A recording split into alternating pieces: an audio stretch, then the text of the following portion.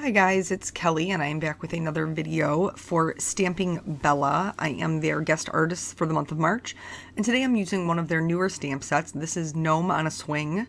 I really love the gnome, but it was really the sentiment that had me picking it. So I wanted to kind of mask off some of my area so I would have a nice white border. I'm using a T-square ruler and a pencil to do that. And then I'm just going to use some Post-it note tape to mask that off. I just want to note this. If you're just going to be masking for stamping, this Post-it note masking tape is fantastic.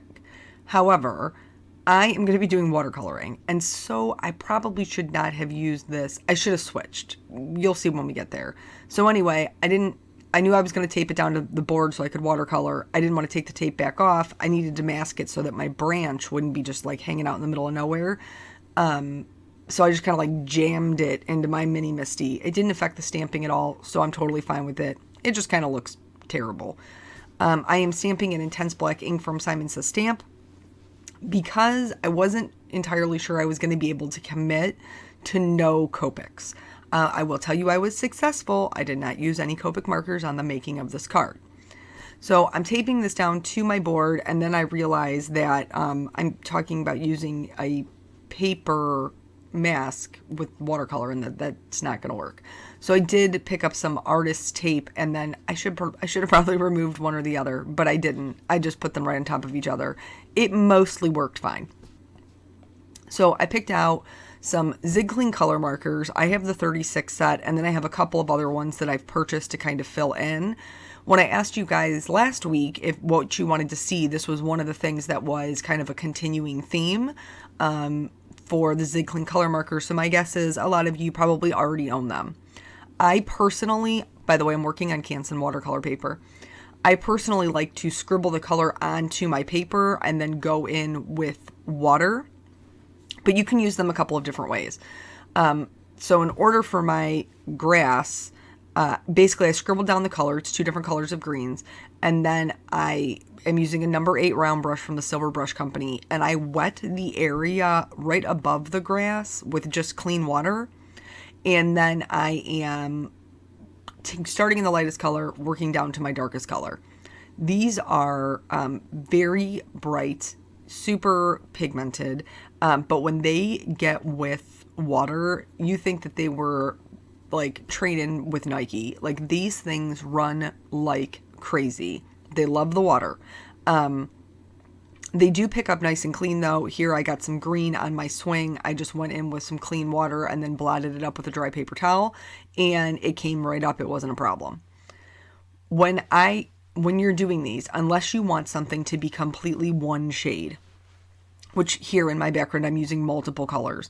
And quite honestly, my Zig Clean Color Markers, I typically use them for backgrounds because they are very bright and it makes it super easy. So here, again, I wet the area above my color just a little bit, and then I'm starting in the lightest color, which is the yellow, moving into the orange, and then finally the pink. This pink, which should be called like super electric hot pink, best pink ever. It's definitely my favorite color that comes in the set. But so I'm starting in the yellow, working my way out to the pink. I wanted to kind of spread that up a little bit, so I did add a little bit more water, and then, but I'm not working with a lot. Like, my water isn't pooling on my paper. There isn't any buildup there. It's just enough water to get the pigment to move. And then I am going in with a light blue and then a darker blue toward the top. I'm not even worried about the leaves because I'm going to color them green, and the green I'm going to use is going to be dark enough to, cover up any of that blue that's behind the leaves. So again, starting in my lightest color and then working out to the darkest color. Now, if I wanted this to be the darker blue, more of the darker blue, I could have started there and then dragged it down. But I didn't. I wanted that light blue to be visible. In between the two, in between the pink and the blue, there's almost like a whitish area. If you take a dry paintbrush into wet pigment on your paper, it will actually suck pigment up. And so I thought I would try to create some other light areas. I wasn't really liking how that was coming out. So I decided I would bring the pink up. I'm about to make a terrible error, by the way. So I'm going to add in a little sun behind my gnome with just the straight yellow marker. And then I thought I would add, like I said, some pink into the sky. But the problem is my paper is still wet. So when I added the pink into the sky, you'll see down here on the bottom, I added some blue into the pink, and that blends out fine because it's completely dry. But the blue was still a little bit wet, which means that pigment, when I put the marker down there, it grabbed exactly where I put the marker tip down. And I cannot, for the life of me, blend it out. I just have this dark pink spot. I keep going over it and over it. I was starting to get nervous that my paper was going to start pilling, so I blotted some of the water up. I tried again. I just couldn't get it to move because it had soaked into the fibers of the paper where it was wet. So I went over it with the light blue. That wasn't covering it. So then I had to go back in with the darker blue, and that did mask it more. In order for it to be a little bit more cohesive, I decided to add some other areas of dark blue. Again, now I know to make sure that my paper is completely dry. And I have heard people say that they don't like the results that they get with Zig Clean Color Markers with anything that's not on like smooth Bristol paper. I bought the smooth Bristol paper, and actually I didn't like my results any better or any worse. The other thing you can do with Zig Clean Color Markers, if you don't have to take the markers direct to paper, I scribbled off some of this pink on my Ranger craft mat and then picked it up with my paintbrush. And then that way I was able to put down as much or as little as I wanted. I've also found that if your paper is extremely saturated, it's super wet, and you try to take the marker to the paper, it won't work. What happens is, because they are like real bristles, that's the selling point, right? Real brush markers. It doesn't put down pigment, it sucks up water. So that's just something to note as well. When working with these, working with minimal water if you're trying to put down the most pigment is a good idea. So for here, for the grass, I wanted to put in some blades of grass. I used the same two greens that I used before, and then I went in with a slightly damp paintbrush and just did that same kind of flicking motion over the grasses, so that way there would be some that would have hard lines, some that would have soft lines. It would be a little bit more blurry, and it would kind of make sense. I'm going to use the same greens for this little caterpillar up here on the branch. And here is where my personal preference comes into play. When I'm coloring something, and if you watch my videos, my Copic marker videos, you know I'm all about trying to get that depth, that dimension. Because Zig Clean Color Markers are like electric. I can't get any real kind of depth with it. I have a very hard time because everything is so bright. There aren't too many rich dark colors. And I know that there are other artists that use them, and they don't use them with water specifically because they get so bright when that happens. And I love it for my backgrounds. Look at that sky. I totally love that sky. That bright pink sky is making my heart go pitter patter. But when it comes to my leaves, so I put down just a line of color, either or green. And then I'm going back in, and now I've switched to a number 2 round brush, by the way. And I'm stretching out that pigment. And they are so bright. They don't have a lot of dimension. And that's just something for me that I don't prefer that look. There's nothing wrong with it. I just don't prefer it. So in order to try to combat that, once these were dry, I went back in with a gray. And this is going to help them be a little bit more, add some shading in, but be a little bit more desaturated so that they aren't just blinding you off of the page. So I did add just a little bit of gray kind of to where each leaf meets its stem, or where there was already a line drawn into the leaf. And this did help quite a bit for me to be a little bit more comfortable with the way that it looked. But there was a point where I was like, I'm just going to get my Copics.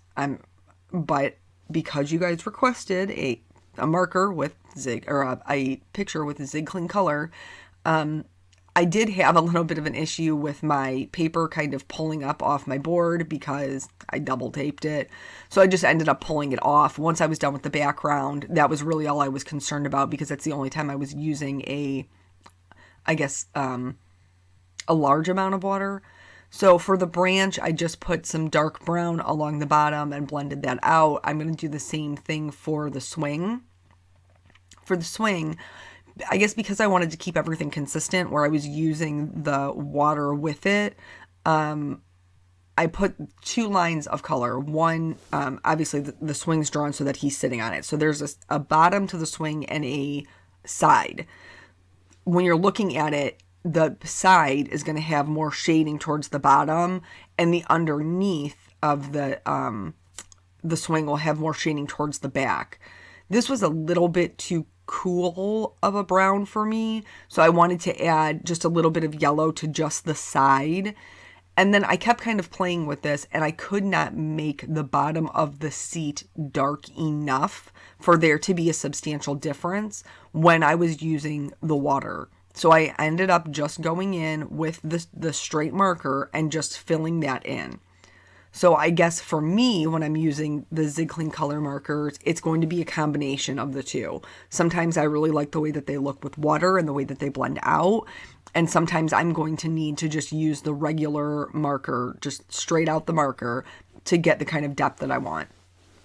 So I used I think it's actually called light pink for his little nose and his little hands. And then I wanted to do his hat blue. I thought that would be complementary to the blue that I had going on in the sky. I'm filling it in with my lightest blue color, and then I'm going to start adding a little bit of shading. I used 3 different blues here for this teeny tiny hat. I used 3 different blues.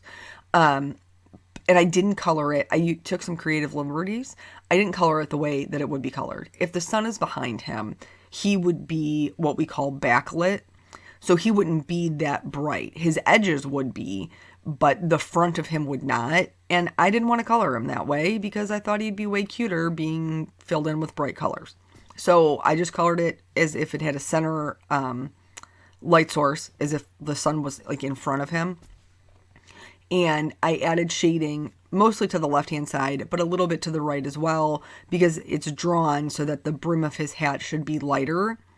And then I'm just going to, again, using minimal water. You only want a sheen of water. Nothing should be, sitting on top of your paper. It shouldn't be bubbled up, anything like that. I did get a little bit of blue on his nose, so I had to go in and kind of fix that.